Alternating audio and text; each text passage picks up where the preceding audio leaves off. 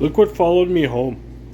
Now, because I have this thing in my garage, I have to abandon the last 2 or 3 projects that I started because my little ADHD brain needs to make an engine run.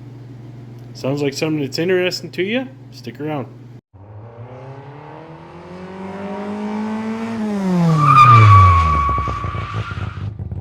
Now I've finished putting together an engine for my Duster a month or so ago, and I've just been super excited to get it running.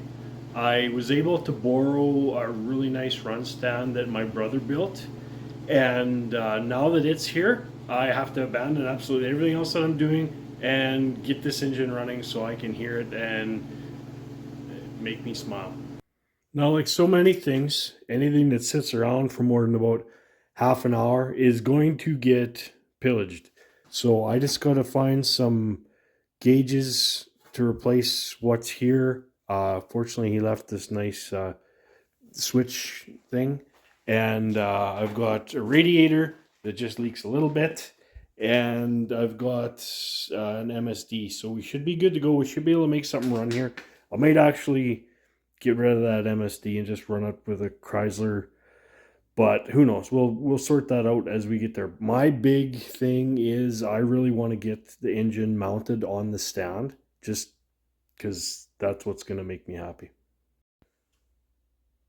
So there's my lovely little jam, and I've got to put a flywheel on it, and this is so that you can run a neutral balance flex plate with a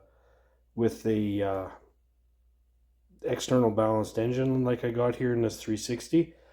It may not be perfect, but it should be good enough for the run stand.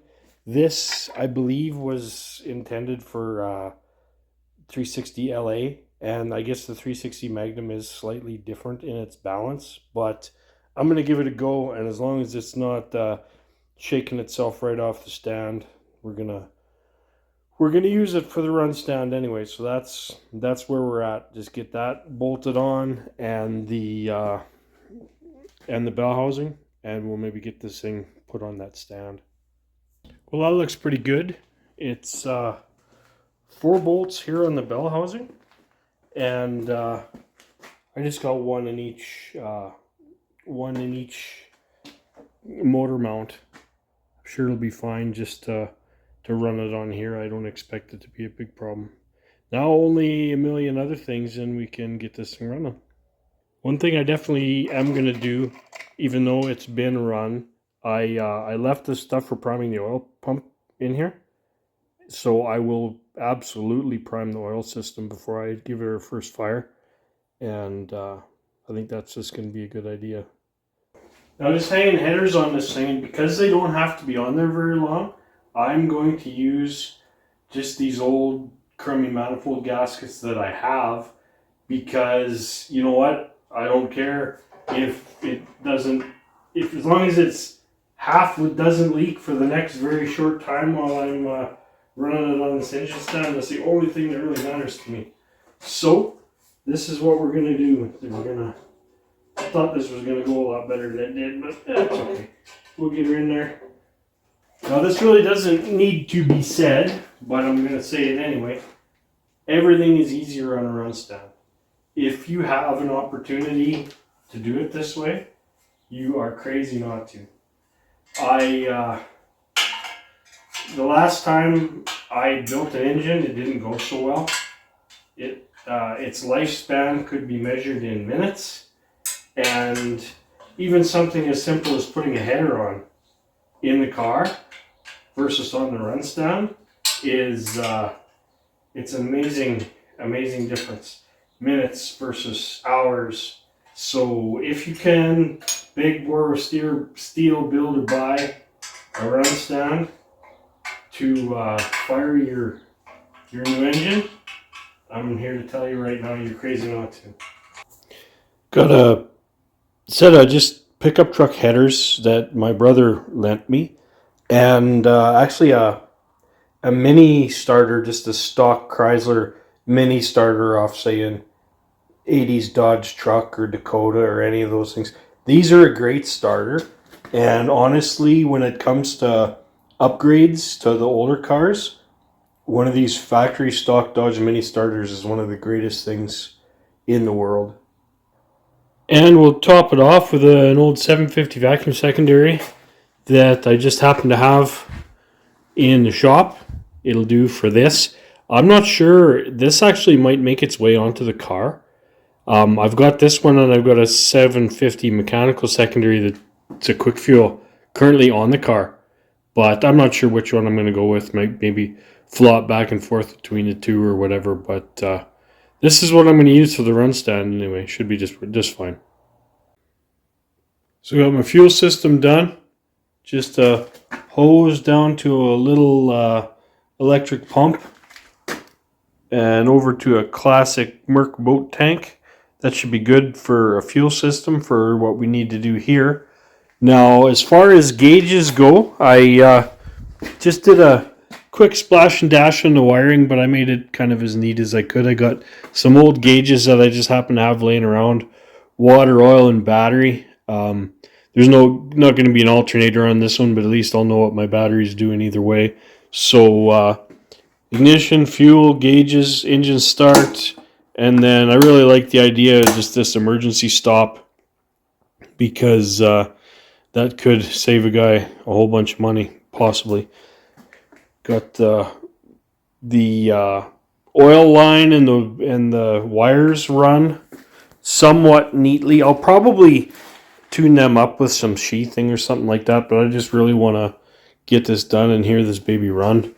So yeah, I'm pretty happy with it. It's looking pretty dang good as far as I can see. Left the MSD on here for now. Just got the coil stuck there. You know, I've got at least 3 coil brackets, like new MSD ones around here, but be damned if I could find them. So now I've got my my drill on there ready to pump some oil around, and we'll see what we do next here. So for anybody that's watched any of my other videos, just a recap here. What I've got here is a 5.9 Magnum with LA heads and pushrod oiling. So it's a little bit of a mishmash, and though I'm 100% certain it's going to work, I need to see it work before I start this engine and run it and possibly fill it full of filings. So what I've done here is I just took a set of old Magnum valve covers, just one I guess, and I cut it up and built it down because when I was running the oil pump before, it started overflowing, the head started overflowing with oil right quick. So this should be enough that I can, basically what I want to do is spin over the engine while I'm spinning the oil pump with a drill, just to make sure. You can see right here is where all the oil should be coming out. That's going to lube these, that's going to lube the rollers and the roller, where the roller meets the spring and everything like that. So that's my little plan. Unfortunately, these Magnum valve covers that I use have extra holes, so I'm just going to have to glue a bunch of silicone on there to make sure that doesn't leak. Otherwise, I'll just have the same mess I would have had anyway. So stick around. We'll either confirm or deny my wild idea with LA heads on a Magnum block. So I had a bit of an adventure with my pushrod oiling deal. I actually made its own video on it because it's kind of a follow-up to my initial video explaining the pushrod oiling. I'll try and link that video to this one in case you're interested in it. But anyway, we got the valve covers on, we got the spark plugs on. We're just going to work on getting the rest of the ignition system together. I really wanna fire this thing up today and listen to it make some noise. That'll make it a great day for me. So I've been busy. I swapped carburetors because the other one was leaking like the fountain of things that leak. I put some plugs in, put some squinchy old wires I had laying around, threw a couple mufflers on there just to make it not quite so not quite so dang noisy, and I might be able to hear it if it's starting to destroy itself inside. And now it's looking pretty good. I'm not going to be able to run it for very long because obviously I don't have anything in the cooling system. But I set the timing as close as I think it needs to be for first fire, and I actually made a little video on that too. I'll do my best to make sure that that is linked to this video as well. But let's give her a go. I'll set you up on the tripod, and we'll see how this thing fires up. Now we got the moment of truth. I've got fuel to the carburetor. That's the beauty of the electric fuel pump on here. And this carb is a quick fuel. It's got the clear float bowls, so you can see that it's got the proper level in the carb. So power on, ignition on, fuel on, gauges on. Here we go.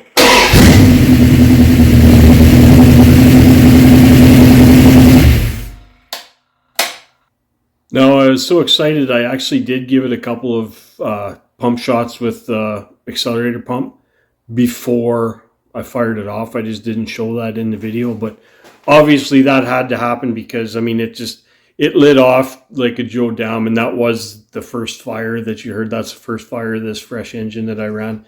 I didn't worry about bringing it up to speed and holding it at RPM for 20 minutes to break in the cam because I do have a roller cam in this engine, so the cam break-in part of it is a non-issue. It's one of the main reasons that I did that is because you never know. I mean, I don't know if it's better yet or not, but I know there's been issues with flat tappet lifters and cams for a good long time, and I just didn't want to deal with it. And this turned out real well for me. So I hope you enjoyed that. Hope you got something out of that. I was really happy to finally hear this engine run. Now I actually am going to finish off the cooling system and just give it a couple of heat cycles, make sure everything's good. I still need a couple of plugs that I'm missing and upper rad hose and whatever I'm going to do to drive the water pump, which I don't know what that's going to be, whether I'm going to... Actually, a buddy of mine's got one of them little electric 12-volt water pump dealios. I might just borrow that from him. But big thing, before it comes off this stand, it's going to idle. It's going to run for a little while so I can be sure that there's no leaks, no nothing like that. Hell of a lot easier to fix an oil pan leak or a rear mainsail leak or something like that before it goes into the car. That's, honestly, I freaking hate leaks. I've said it before, I'll say it again. I freaking hate leaks. And that's probably the greatest single thing about firing an engine up on this stand before you go to all the trouble of putting it in the car.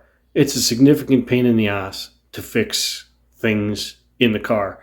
But here, it's right here. I mean, it can't get no easier than what it is working on it on this stand. So appreciate you watching.